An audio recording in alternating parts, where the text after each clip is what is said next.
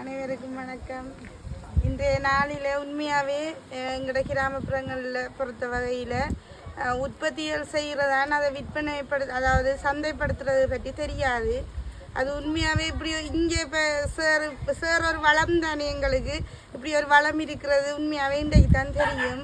மற்றது எங்களோட கிராமங்களில் யானை குரங்கு நாங்கள் பிரச்சனைகளையே சொல்லி கொண்டிருக்கிறோம்.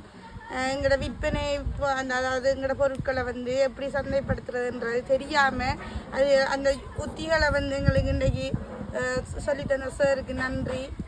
நிறுவனம் சார்பாகவும் எங்களோட கிராம மக்கள் சார்பாக நன்றியை தெரிவித்துக் கொள்வோம். இப்போ என்ன ஐடியா வந்திருக்குமா ஏண்டா சார், உண்மையாக நாங்கள் உற்பத்திகள் நிறைய செய்கிறோம் சார். அதாவது கச்சான் கவுப்பி அதுகள் செய்கிறோம். நாங்கள் உதாரணத்துக்கு சொல்ல போனால் நெல் கூட விவசாயம் தான் இங்கே இருக்குது.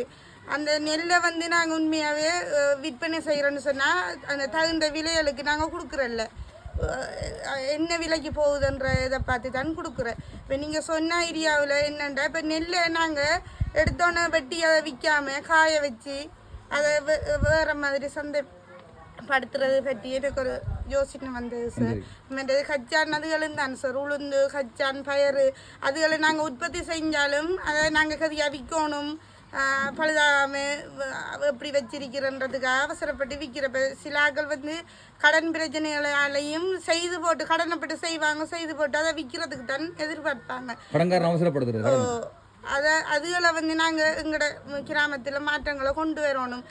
இப்போ நீங்கள் குரூப் திறந்திருக்கிறதால இப்போ அவங்கள்ட்டையும் நாங்கள் விஷயங்களை சொல்லி அதில் பேக்கெட் பண்ணி இப்படி சந்தைப்படுத்தலாம்ன்ற அந்த படுத்துகிற விஷயங்களை சொல்லணும்.